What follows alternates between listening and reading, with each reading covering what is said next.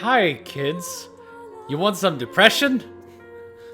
Here's a little book filled with stories of depression. A Little Princess. Oh, God! Why do I feel that the title is nothing like the story? Ah!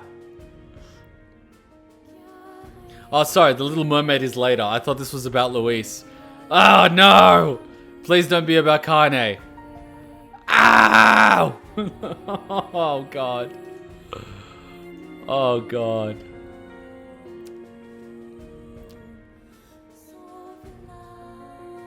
Freya lives in Facade and grows up alongside a boy from town. Ah! More depression! Ah! No! Oh, God. This is gonna end horribly. Just this image alone is moments before disaster. Oh, God. I will find it. There it is. Ah! Why? Why are we back here? This whole story is sad. I hate that the drawing looks so happy. And the wolf is just looking at them. Yoko Taro is fueled by the player's emotions, alcohol, and white-haired girls. What happened to Yoko Taro? Did he get sent to ReZero and had to suffer, so he came back to the human world to make us suffer? What happened to Yoko Taro? What happened to him? Did he get by a wolf or something? Did he get by a goat or something?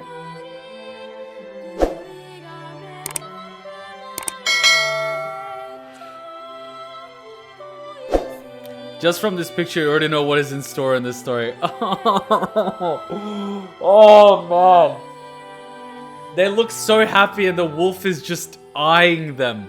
Look at the way the wolf is looking at them. It's looking at them like this. That predatorial circling of the prey. I mean, there was a horse in Berserk. Of course there was.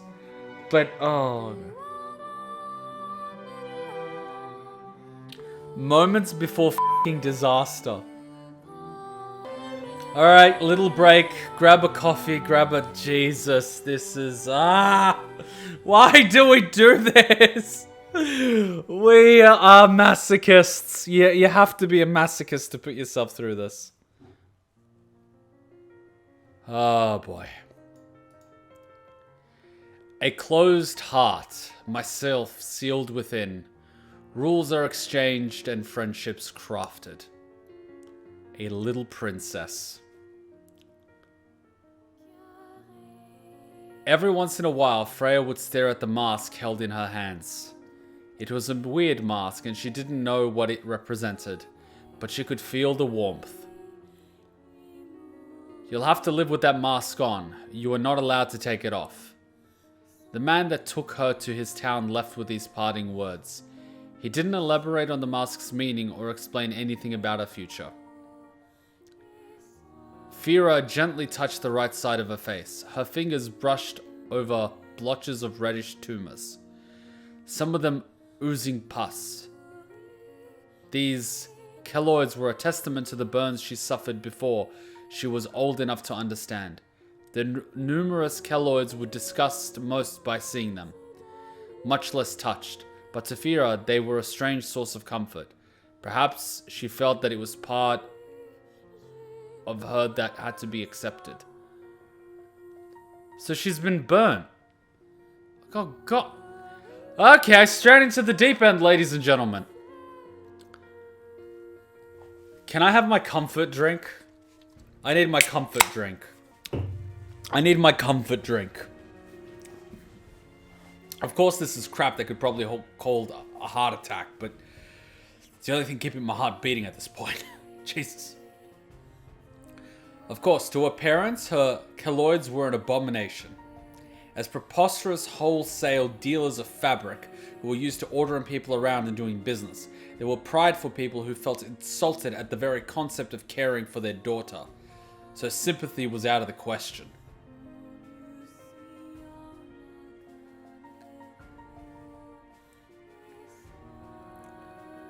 You're going to be in the way of our business, her parents claimed, and forbade her from going outside. On the 9th of her 8th birthday, they demanded her to go to work in a faraway town, so that they could get rid of an eyesore. As such, an 8-year-old Fira was taken by her caretaker through the desert and into this distant town. She probably couldn't go back to her homeland anymore. She had no one to protect her. Fira prepared herself. She's willing to do anything to survive. So she wasn't an orphan. She wasn't a child from a family that was poor and her parents died and her circumstances were unfortunate. She was born to a family that seems relatively well off that abandoned her.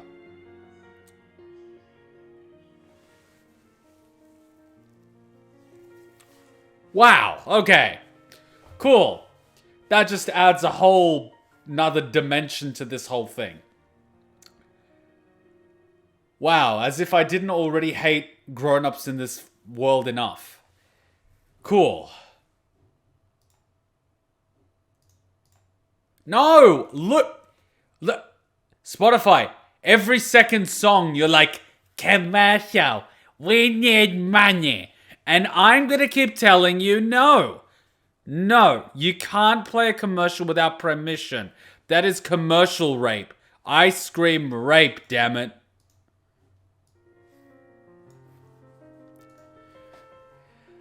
Okay, back to the depression. Fira put on a mask with vigor. The inside of the mask was cold, silent, and dark. The world she saw through the... I had iTunes playlists and they crashed. And I lost my libraries. And I lost all trust in iTunes and Apple. The world she saw through the eye holes was narrow. From the eye holes, she saw the same mask close upon her.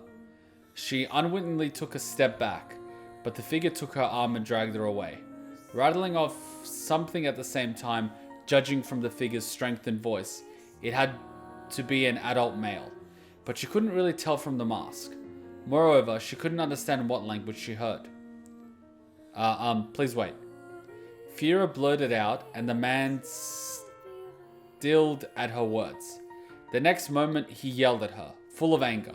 He swung his hand up and down, and stamped his feet in frustration. His figure called to mind the image of her own father, drowning in maddening anger at being looked down upon, due to his daughter. I'll be beaten, Fira hurriedly covered her face and tensed her body.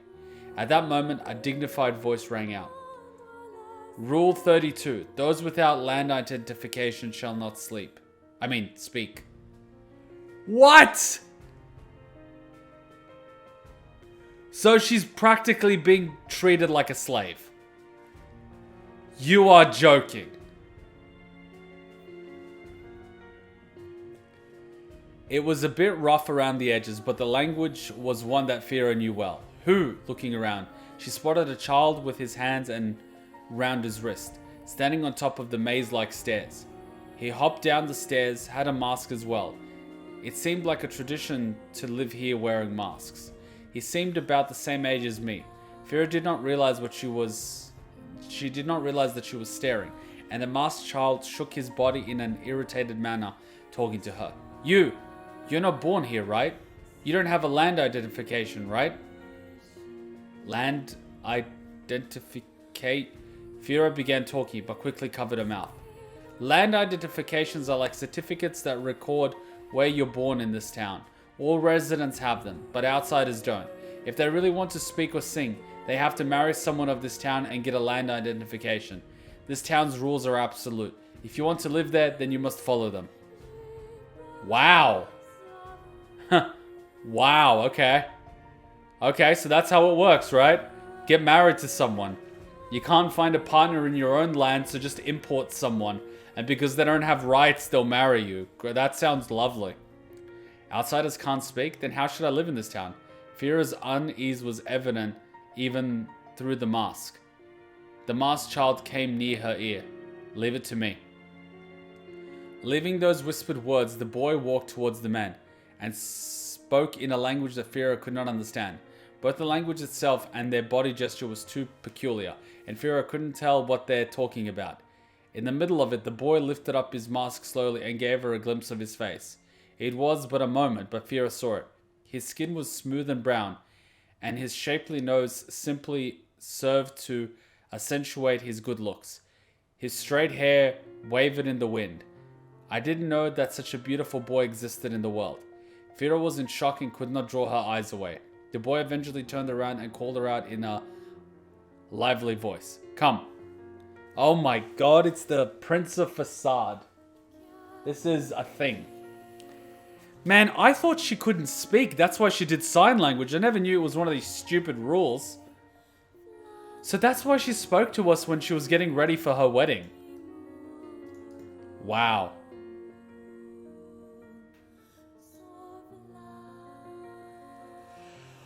Wow. She's an immigrant? Yeah, pretty much. The boy brought his arms before him and stuck up to his chest, telling something to the man in the native language. Seeing the man nod, he looked to Fira again and spoke up. I heard from him you came here for work, no? He is your boss. You take fruits from him and sell in this town. The money you give to him, fruit selling. Can you do it? Fira quickly nodded. The boy took a huge basket from the man and handed it to Fira, telling her to do her best. She could now live in this town, thanks to the boy conversing with the boss. Thank you. Though irritated that she could not put her feelings of gratitude in words, Fira bowed deeply before the boy. 6 months passed by in a blink of an eye. Fira lived as if in a trance. Yeah, that's the scary thing about working. It sometimes doesn't even feel real. Old people comment, where did the time go? And it's like, scary. In the world of business, where verbal skills are more important than anything, Fira found her lack of speech due to not possessing a land identification a much bigger handicap than expected. However, she did not give up. To make up for her silence, she spent thrice the time walking around the town, running up and down the various tiny stairs, and walked it down corner to corner. She was almost killed in a conflict between other sellers, but no matter how much she was beaten or kicked, she protected the fruit in her basket. On rainy days, windy days, days where her face felt aflame, days where she could barely walk due to fever, Fira always carried a basket of fruit into town.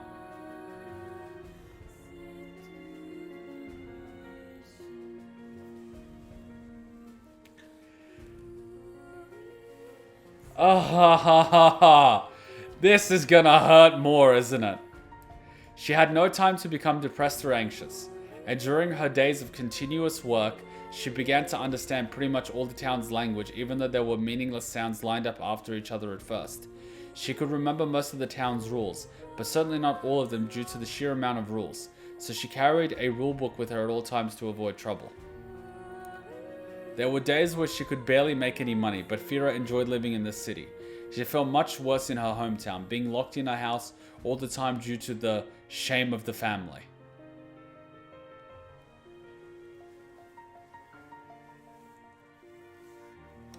And this poor fucking girl dies on her wedding day. Why, Yoko Taro? Why?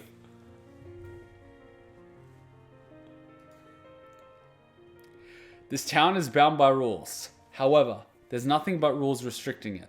Though she won't be protected because she's a child or she's a girl, she wasn't discriminated against either.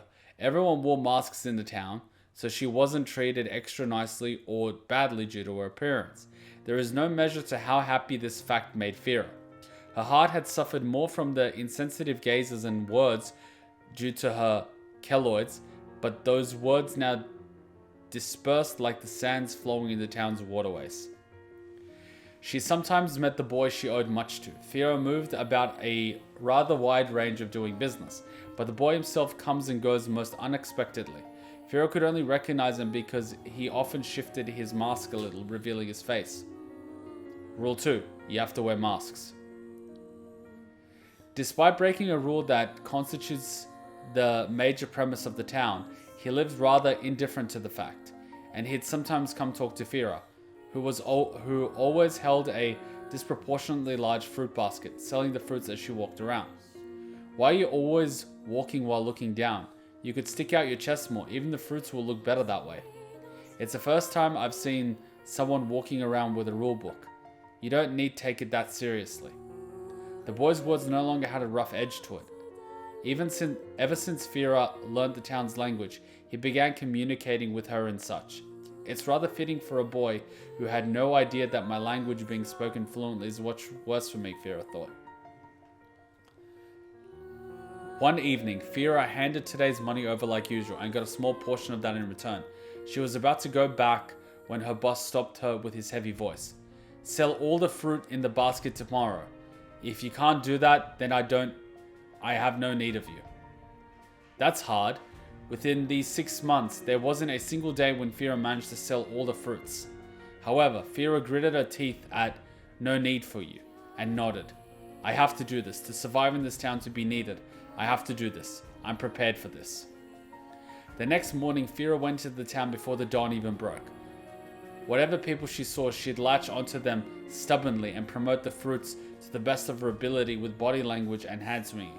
She chased after those who rejected the offer and stood up again, and even when cruelly tossed aside. However, her efforts backfired and not a single fruit was sold even when the sun rose. When the sunlight became too much to bear, there would be fewer people outside. Fira traversed many sets of labyrinth-like stairs just to find buyers. She arrived at the plaza. She had held great expectations for one moment, but no one was around. Fira sighed and began to retrace her steps, but stumbled on the stone pavement. Her stamina was at its limit from anxiety and fatigue, and Fira's tiny body fell down. Even though her limited vision held the mask, she saw the fruits scattered in all directions. Fira suddenly knew that this is it for her. She didn't think so. She knew. She saw her destiny that refused to be altered through willpower alone. She didn't even have the strength to stand up anymore. How long was she like this? A lively voice abruptly barged onto her consciousness. Rule 227. Actions that obstruct public walkways are forbidden. Fira hurriedly tried to stand up and saw the boy looking down at her with his hands on his hips. His mask was shifted today as well. That's what they say, but no one's going to come this way. Sleep if you're tired, but find a place in the shade at least. Fira shook her head and stood up. She held the basket and the boy began gathering the fruit with much vigor. Looking at the fruits in the basket, Fira fell into despair again. All the fruits were dirty and broken from rolling around. They couldn't possibly be sold. What's wrong? The boy asked, staring straight at her with clear eyes. And Fira blushed behind her mask. Her heart fluttered. She thought that he could be told of her predicament at least. She wanted to tell him. Seeing Fira explaining by moving her body and hands, the boy immediately understood and said, I see, so that's it.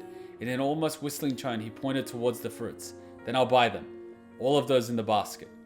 Fira glared at the boy. Don't joke around at a time like this. Instead of saying it out loud, she took out her rulebook and showed it to the boy. Rule 429. It is forbidden to buy all goods in a shop. As usual, you're so obedient. Don't mind the rules. They are made to be broken. You'd rather break a few rules and live instead of obeying them and dying, right?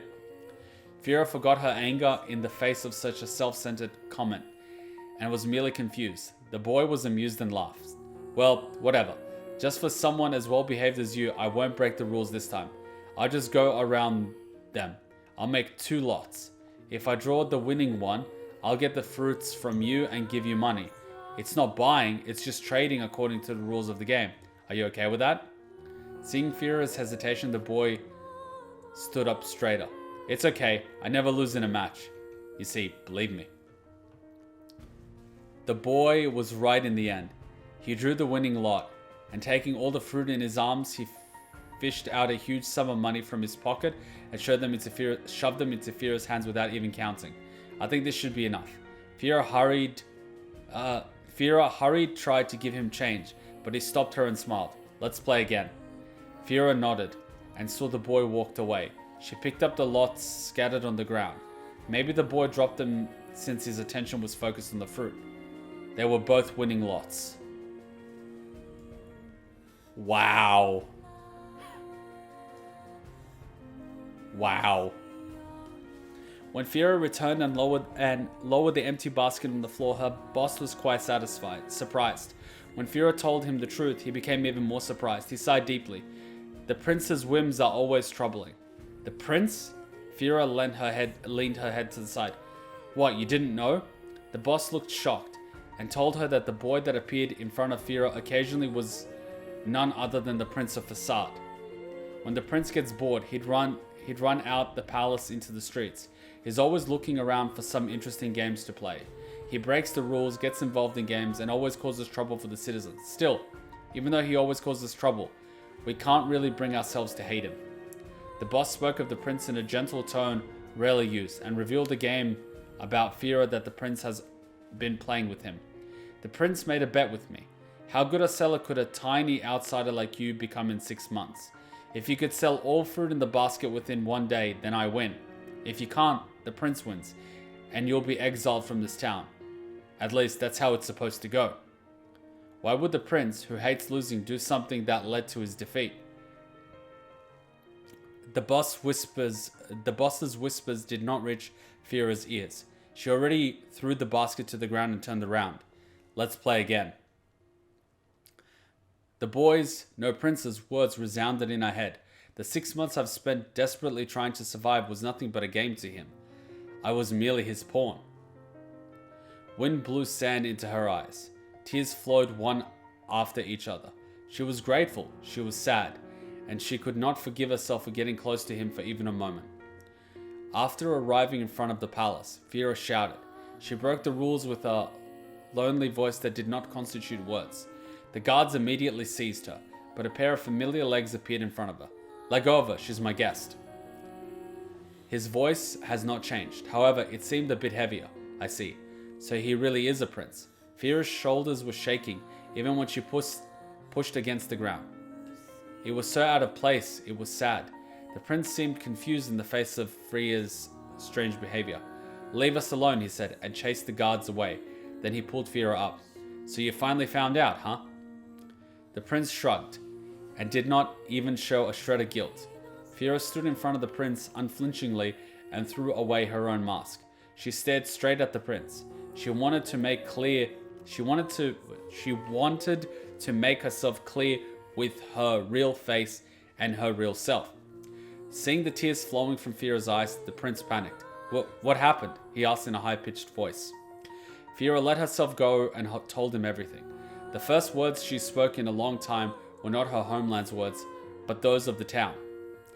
I walk with my eyes downcast because it became a habit after trying to hide my ugly face for so long. The rulebook is a place for me to belong in this unfamiliar town. Even if it's just boredom relief for you, it's life for me.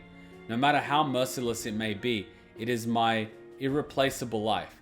If you think that you can play with your people's lives just because you're a prince, then you have another thing coming. Please apologize. And please don't ever get involved with me again. What did I do? I said such rude things in front of the prince and broke so many of the rules. I won't be able to stay in this town anymore. I'm such an idiot. And I even swore to abandon myself if that's what it takes to survive. Fira flung her head in preparation of punishment, but a loud voice came from above. I'm sorry. Fira raised her head bit by bit and stared at the prince, lowering his head in front of her with unbelief. It's true that I thought of it as a game at first, and I did make a bet with the boss, but I forgot about that right away because your way of living was just that beautiful. What I did today, I did because I really wanted to help you. I'd be troubled if you were gone from this town, believe me. The prince fidgeted and stared at his toes, but eventually rose his head and said, I didn't help you out of playfulness or pity, but out of friendship. Friendship? Fira did not know what to take that word for, and unconsciously reached for her keloids. Seeing her behavior, the prince only asked, You touched her out of habit. He did not turn away from the Keloids. His face showed that he thought nothing of them. He tilted his head and asked, "Hey, will you be my friend?" Fira found the prince's obvious forced attitude so out of place, and held back a laugh. The prince saw this and instantly brightened considerably. "You will, right?" Rule 12,030. Citizens could not end a relationship desired by royalty. What?!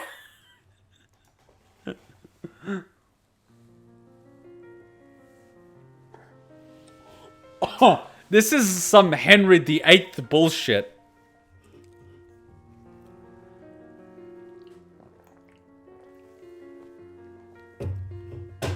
You could just tell that some king of Facade at some point got rejected by someone, or someone wanted to break up with them, and he's like, "Nah, man, rule 12,030, citizens cannot end a relationship desired by royalty.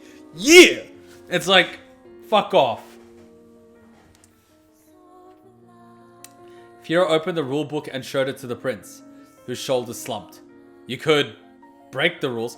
I am legitimately impressed that she remembered the number of the fucking rule. Because, bruh.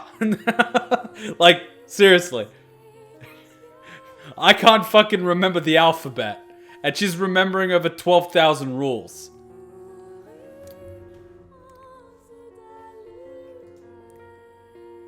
Fira found this sulky tone adorable and laughed again. It's true that the prince broke a rule for her.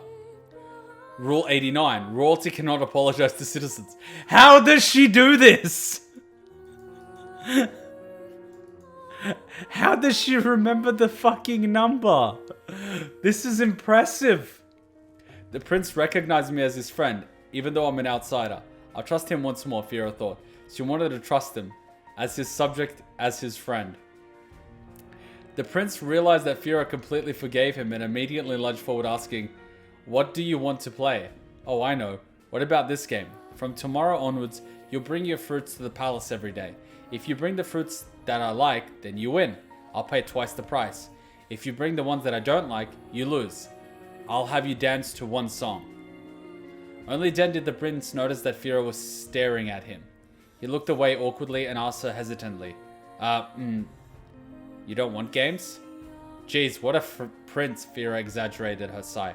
"I thought that I would always live by myself. I thought I was fine with that. I'll show them that I can live just fine alone. But having a friend might just add another kind of fun to it. If I had a friend that would look at my real self, surely I'll look at each day in a different light." I accepted that challenge. Fira stood up straight and promised to play with the prince. Aww. Aww.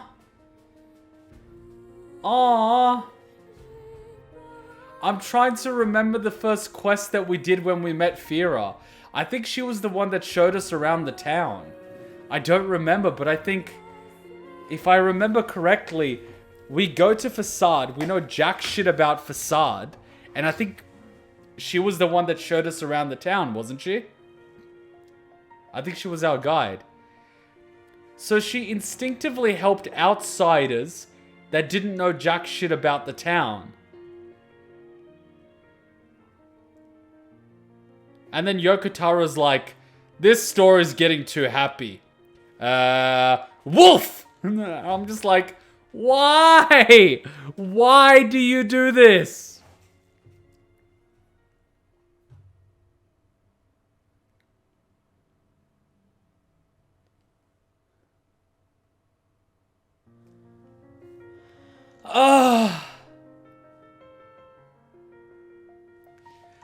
Thank God that this was somewhat happier toward the end.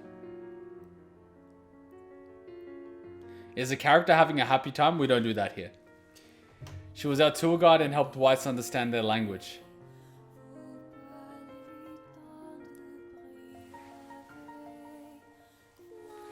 This is heavy, Doc. This is heavy. Usually when I read a book, like, I don't read often, but when I do, I binge. And the last time I had a good reading binge was when I was reading Star Wars Deceived, which is the book that tells of the story before the Old Republic, which, you know, collector's edition is up there. And that book was around, I think, 300-400 pages. And I binged over half of that in the first night.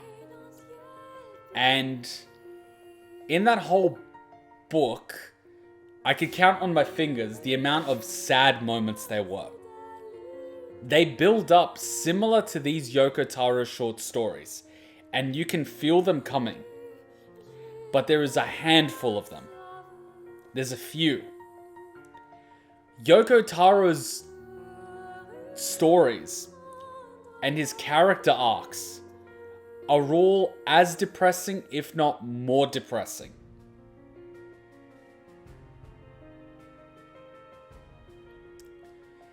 If I was to compare The Civ, which, by the way, is a good book, I recommend it, even if you're not a huge Star Wars fan. It's a good book.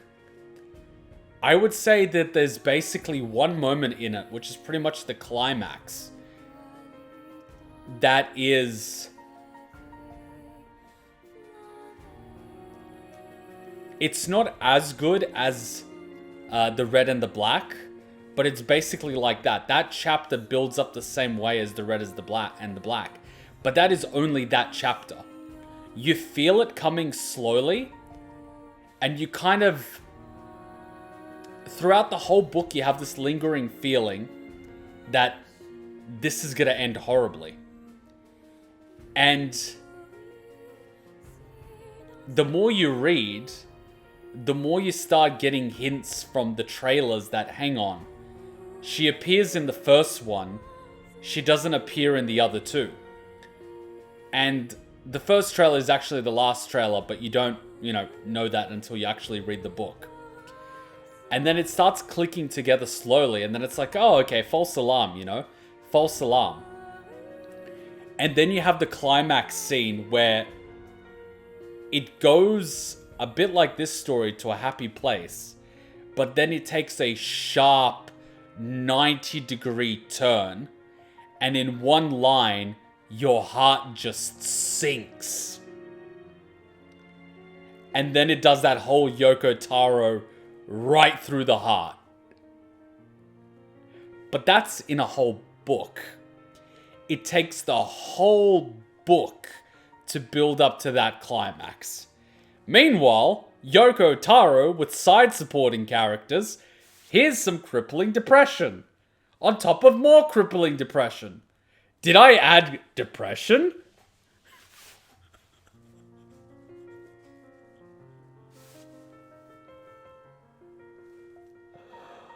Oh. I think I'm really starting to appreciate reading now thanks to Yoko Taro. I've always appreciated that you can get into the mind of a character and you could explore things a lot more than in a game or a movie or a song. At the same time, I didn't have the motivation to read. Yet, I somehow find myself now reading Yoko Taro's NieR stuff, which, by the way, is uncommon for me, so props to Yoko Taro. That's huge props. Hell, I didn't even read the Devil May Cry light novels and mangas because reading, right? Meanwhile, here we are reading Yoko Taro. I mean, if that doesn't say something, I don't know what will. But holy shit. And he doesn't do it once or twice, It isn't a stroke of good luck. He consistently does it. Consistently. That is impressive. I think the whole Forest of Myth kind of helped me with the energy to read this. The first time I got into the Forest of Myth, I was dreading because, what you do. I mean, when I was reading in Danganronpa, I slowly developed a stamina for it. And you guys remember when I was playing Danganronpa 1, I couldn't do the whole class trial. And by the end of it, I could do a whole class trial of reading, without a problem. But in the Forest of Myth, I was dreading it because it was a lot of reading. It's like a wall of text on the screen. And you just dread it because, lots of reading, like, ugh. But now I'm sort of past that, and I'm into the whole, oh man, I'm not afraid of the reading. I'm afraid of, I know what's gonna happen. And see, he's just done it again. He's given us depression, a fuck ton of depression. And then he gives us the little princess. And he gives you this. And I can't be the only one that went, oh my god, this is gonna be a fucking train wreck. We're led into that sense of dread. And then we get the whole opening passages, which are just absolutely horrible. It just twists that knife. And you feel like shit. And then the rest of the story after she comes into Facade. Let's be honest. It's bad, but it's not Yoko Taro bad. It's bad. She's alone. She's struggling. But it's not Yoko Taro bad. And then the prince, you know. That's not bad. That's kind of unusually human and, you know, cute, right? And then they have this whole thing, which is really nice and really sweet. And it would be a nice cherry on the cake if we didn't know how it fucking ended.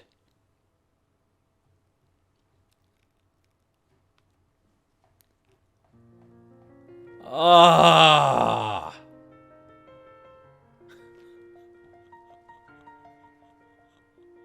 He knows how to keep players emotionally invested and engaged. He fucking does.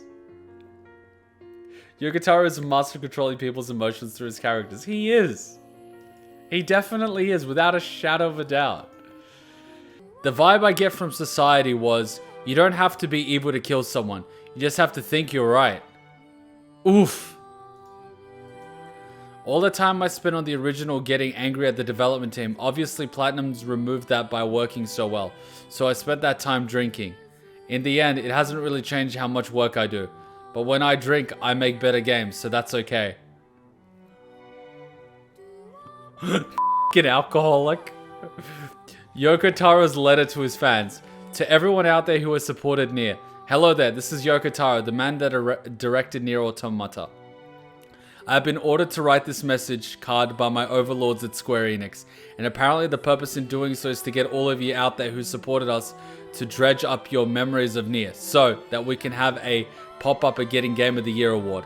I personally think that this plan is insane for the following two reasons. Firstly, a myriad of great and wonderful games have come out this year, so it is not really time for something like NieR to aim for Game of the Year. Secondly, if we are going to send the fans something, it really should be much more of a thoughtful gift, like cold hard cash or something.